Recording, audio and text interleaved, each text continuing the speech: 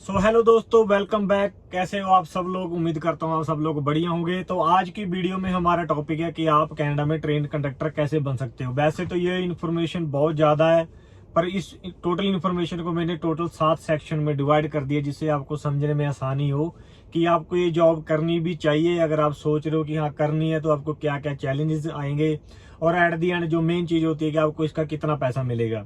इसके बारे में पूरी डिटेल में जानने के लिए ब्लॉग में बने रहें, वीडियो को पूरा देखें, एंड तक देखें। अगर वीडियो बढ़िया लगे तो चैनल को सब्सक्राइब करना और वीडियो को लाइक करके अपने फ्रेंड के साथ शेयर भी करना जो ट्रेन कंडक्टर बनने की सोच रहा है। और यही नहीं, अगर आपने ट्रेन कंडक्टर बनने का सोच ही लिया है तो आप कनाडा में इसके जरिए पीआर भी हो सकते हो, क्योंकि ये एक गवर्नमेंट जॉब है और नौकरी भी लेवल में आती है। तो अगर आपके पास वर्क परमिट पड़ा है, ट्राई करो ट्रेन कंडक्टर की जॉब लेने के लिए।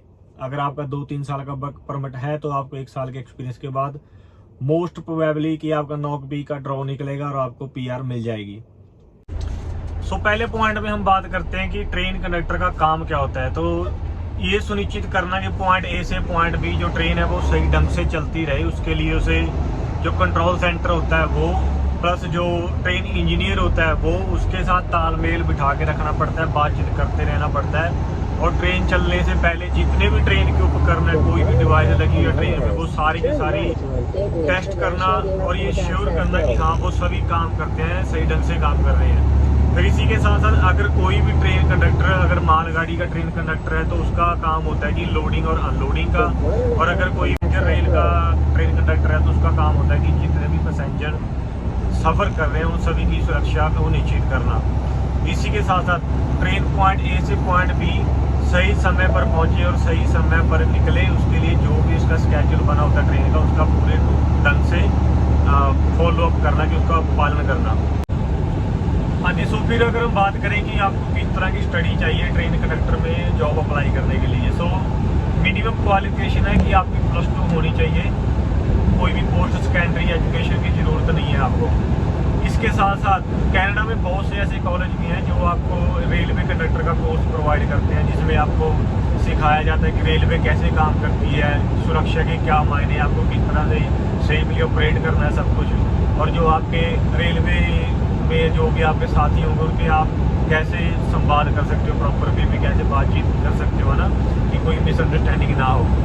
इसी के साथ साथ अगर आपके पास मान लो इलेक्ट्रॉनिक का, मैकेनिक का या लॉजिस्टिक का अनुभव है कि आपने काम किया हुआ है किसी भी फील्ड में, तो ये आपके लिए प्लस पॉइंट हो सकता है। रेल में आपकी बहुत इजी जॉब लग सकती है। तो जैसे ही आपकी स्टडी खत्म होती है या आपके पास ये क्वालिफिकेशन है, अगर आप नेक्स्ट स्टेप आता है कि हमें अप्लाई कैसे करना है। तो कनाडा में बेसिकली 3 ही मेन कंपनियां हैं, जैसे कि CN रेलवे होगी, CP रेल होगी और BR रेल। तो इन तीनों में अगर आपको किसी में भी अप्लाई करना है, आप इनकी वेबसाइट पे जा सकते हो। मैं आपको वेबसाइट का लिंक डिस्क्रिप्शन में दे दूंगा, आप वहाँ से क्लिक कर लेना। तो इनकी वेबसाइट पे जाके आपको वहाँ पे जॉब पोस्टिंग देखनी होती है कि जॉब ओपनिंग की पोस्ट उन्होंने डाली है या नहीं डाली हुई। और ये मेन चीज़ ध्यान रखना कि आप जॉब अप्लाई करते हो इनकी वेबसाइट पे जाके, तो मेन चीज़ ध्यान में रखना कि जब भी आप जैसे रिज्यूमे आपको अपलोड करना है वो वेबसाइट पे, आपकी फाइल रिज्यूमे की, तो उसमें हाईलाइट कर देना 3-4 चीज़ें, जैसे कि कि आप बहुत ज़्यादा ध्यान से काम करते हो, आपको ध्यान से काम समझ में आता है, आप कर सकते हो। दूसरा ये हो गया कि आपका कम्युनिकेशन स्किल बहुत बढ़िया, आप अपने साथियों के साथ बहुत अच्छे से ढंग से बात कर सकते हो। तीसरा हो गया कि आप पूरी तरह से फिजिकल फिट हो, क्योंकि ट्रेन कंडक्टर की जॉब फिजिकल डिमांडिंग भी होती है। तो आपको मेक श्योर कि आपकी हेल्थ प्रॉपर उसमें से हो, आपकी पूरी फिटनेस हो इस जॉब को अप्लाई करने के लिए। अगले स्टेप में होता है कि जैसे कि अब हायरिंग की प्रोसेस चली, मान लो इन्होंने आपकी एप्लीकेशन सेलेक्ट कर ली और आपको जॉब के लिए बुला लिया।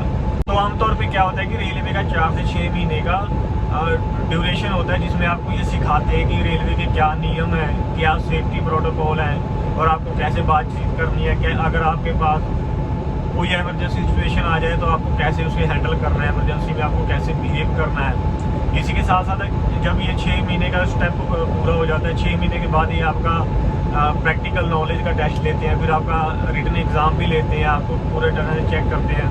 इसी के साथ साथ ये आपका हेल्थ एग्ज़ाम भी लेते हैं कि आप उस जॉब के लिए प्रॉपर फिट हो सकता है आपका दिमाग सेट हो सकता है आपको प्रॉपर नॉलेज हो, पर अगर आपकी हेल्थ सेट नहीं है, मतलब कि आप फिजिकली उस चीज़ को कर ही नहीं पा रहे जो चीज़ रिक्वायरमेंट है कि किसी इमरजेंसी में, भले ही आपको पता हो बट आप उसको फिजिकली परफॉर्म नहीं कर पा रहे, वो भी इनको मैटर करता है कि इसीलिए ये हेल्थ का भी एग्ज़ाम करते हैं।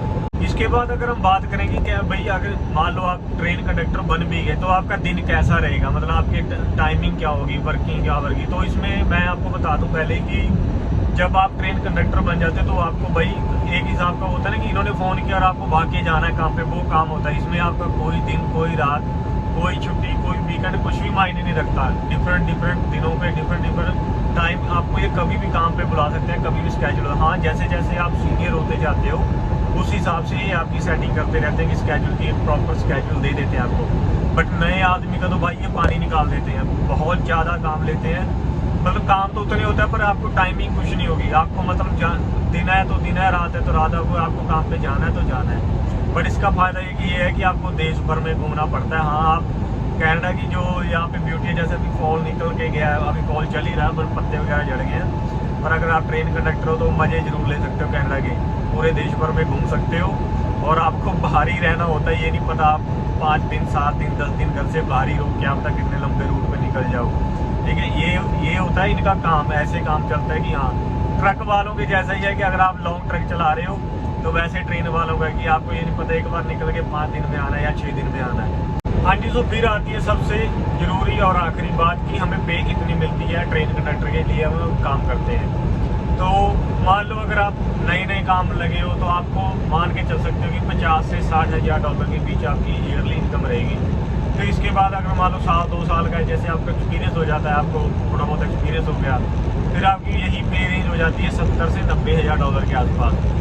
इसके बाद जब आप एक सीनियर लेवल में पहुंच जाते हो कि आपको काफ़ी एक्सपीरियंस हो गया, काफ़ी साल हो गए काम करते हुए, खासकर जैसे कि आप CN रेलवे, VIA रेल और CP रेलवे में आप काम कर रहे हो सीनियर कंडक्टर के तौर पे, तो आपकी ये पे $1 लाख से प्लस चली जाती है।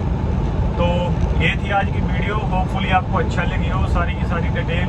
अगर वीडियो अच्छी लगी तो प्लीज़ चैनल को सब्सक्राइब करना, वीडियो को लाइक करना और कमेंट करके बताना कि हम नेक्स्ट वीडियो की चीज़ पे बताएं।